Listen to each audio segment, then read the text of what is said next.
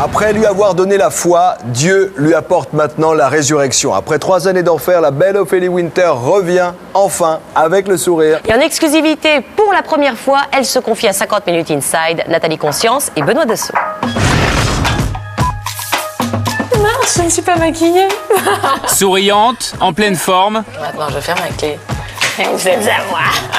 Ophélie Winter est de retour, 3 ans sans quasiment aucune nouvelle. Ophélie, l'histoire d'une ascension commençait très, voire trop tôt. Je me suis retrouvée sur la scène du Zénith à 6 ans. Et au studio, tous les mercredis après-midi, pendant que les autres allaient faire la corde à sauter et des trucs comme ça, moi j'étais au studio. J'ai pas une vie comme les autres enfants, quoi. Et Ophélie a tout connu, le succès immense, mais aussi la trahison et la maladie. Aujourd'hui, sereine, pour la première fois, elle accepte de parler de ces 3 années si difficiles et de son bonheur retrouvé.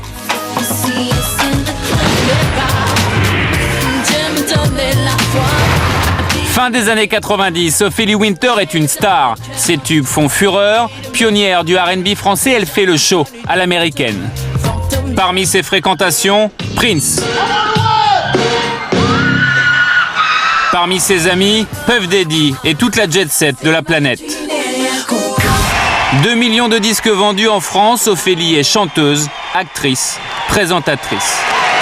C'est extraordinaire, c'est énorme. Ses clips sont signés Chabat ou Besson. Cette fille-là a tout pour être heureuse. C'est une image, j'ai jamais été heureuse vraiment, quoi.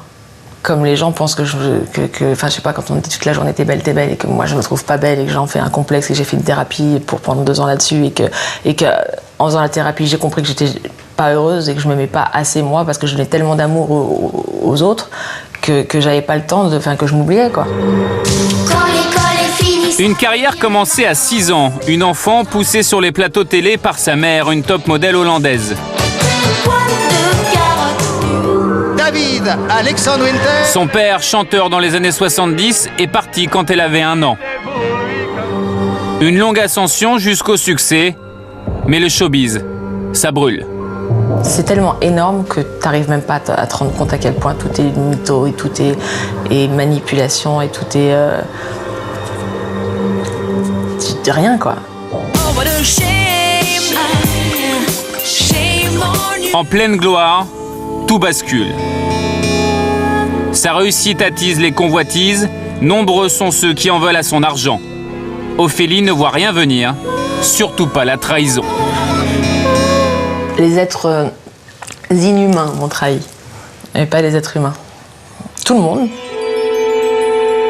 Quand on dit c'est maintenant qu'on peut lui taper sur la tête, tous ceux qui en ont rêvé pendant des années, c'est maintenant que vous pouvez y aller. J'ai pris la guerre, quoi. Affaiblie, seule, à l'unique exception de son petit ami, elle tombe malade, paralysie du visage. La presse People, elle, s'acharne. Trop, vraiment trop. Mais non, ça allait vraiment très très loin, au point où j'avais vraiment envie de mettre fin à mes jours, quoi.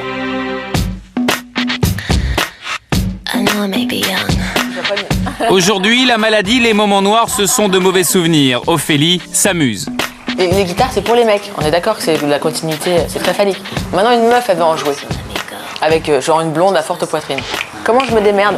Parce que, tu vois, bon, là, j'ai un soutien-gorge, mais imagine, j'en ai pas. Enfin, même en en ayant un, j'étais obligée de prendre une guitare comme ça parce que... Tu peux montrer tes disques d'or? Alors, si vous voulez rentrer dans mes toilettes qui sont manufacturées par Myself...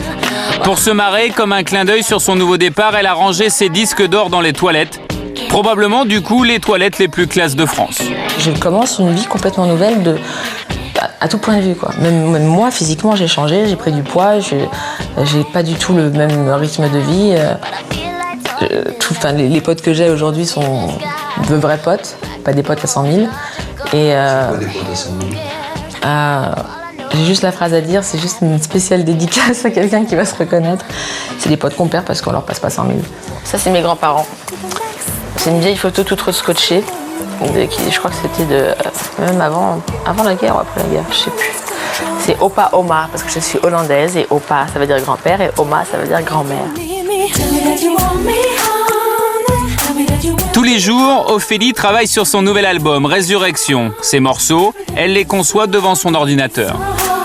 Ça, c'est la chanson qu'on va faire tout à l'heure en studio. Et en fait, j'amène un spectre de voix assez large pour Matt au studio. Comme ça, après, lui, il va gérer ce qu'il a envie de garder.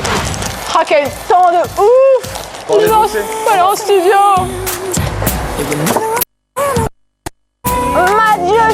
Matt Houston, l'un des princes du R&B français, hallucine surtout qu'Ophélie maîtrise seule un logiciel de mixage aussi compliqué que Pro Tools, un truc de polytechnicien. C'est un avantage, parce qu'au moins on parle le même langage. Je pense que c'est important qu'un artiste s'imprègne un maximum pour qu'il se dirige, tu vois, lui, dans son truc. Donc elle bosse sur Pro Tools, je trouve ça chambé, tu vois, il n'y a pas 20 millions de meufs qui bossent sur Pro Tools, c'est fort. Séance de travail, échange entre Ophélie et Matt, moment rare, exclusivité, la naissance d'un album.